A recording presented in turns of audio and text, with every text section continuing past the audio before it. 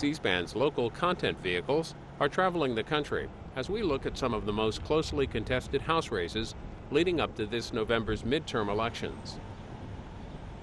Hey, man, how are you doing? Good to see you. How are you doing? Good to see you.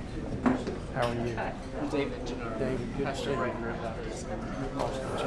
are you? I want to tell you this. We have to have a backstop to President Obama's agenda. Whatever he comes out, Nancy Pelosi and her people are going to rubber stamp. Now, she might get some of them and allow them to individually vote against one item or two items, but in the end, those so-called blue dog Democrats are delivering each and every vote to her that she needs to pass the Obama-Pelosi agenda. Even though I'm somebody who has voted against every Democratic and every Republican budget since I've been in Congress, because I don't think they're realistic about debt and the country's what I view as our obligation as a generation not to pass a crushing debt to the next generation. So I voted against these budgets, but I did think that the fiscal stimulus was appropriate. I didn't agree with some of what was in it, but you hardly ever get exactly what you want in Washington. The race is between the incumbent Democrat, four-term Democrat named Jim Marshall, who's a conservative Democrat, his former mayor of Macon. The challenger in this race is a fellow named Austin Scott, who's a state representative from Tifton, Georgia. The 8th Congressional District is through some rural areas, the South Atlanta suburbs, and then the metropolitan area that's in the 8th Congressional District is Macon and Houston counties, where Robins Air Force Base is. The district is a Republican-leaning district. John McCain picked up 57% of the vote in the district here in 2008. So this is a district that John McCain won that's represented by a Democrat.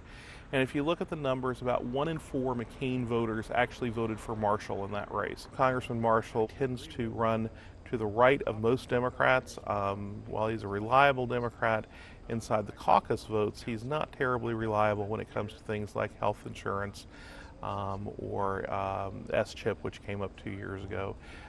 So he's not terribly popular with liberals, but he has maintained a very strong connection to people in the middle. And perhaps his best asset, well, he has two really good assets in this district.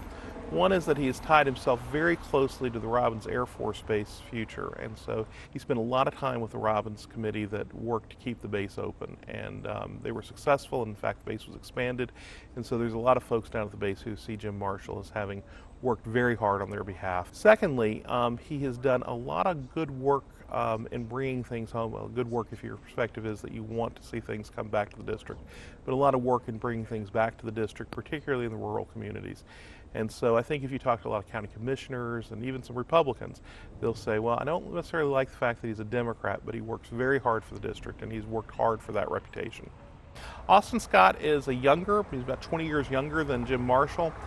He's a state representative from Tifton, which is an agricultural hub in the south end of the district. Austin Scott has been in the General Assembly, I think, for 3 terms now.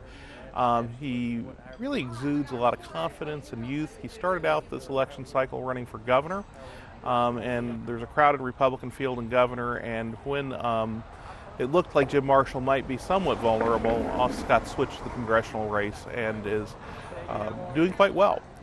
Running through the district and is making a lot of connections. He's got a lot of enthusiasm, and he projects a youthful vibe against Marshall. Both of them are committed to reducing the federal deficit. Jim Marshall is the chair of the House caucus for a balanced budget amendment. Austin Scott talks about a balanced budget amendment number 1 on his website. They talk about preserving the base and the Robins Air Force Base and its ability to be a major employer. It's the largest employer in the state. They talk about constituency service and doing a good job of it. I think the major issue is going to become that Jim Marshall's a Democrat, and that may be enough in this election cycle to actually be a winning race for Austin Scott. I do think that money is about to start flowing into this race, because I think national Republicans are looking at this race as a race that could provide the tipping point for the House of Representatives' control. And I think this race is becoming more and more favorable from the Republicans' perspective, particularly because there's a base of Republicans. What the Republicans' task is to do in this district is to convince Republicans, not Democrats, that they want to vote for the Republican candidate and not vote for Marshall. I mean, I have several Republican friends that will tell me they don't vote for Democrats ever, except for Jim Marshall.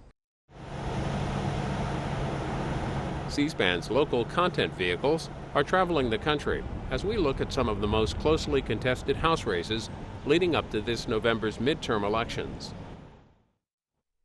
For more information on what the local content vehicles are up to this election season, visit our website, cspan.org/LCV.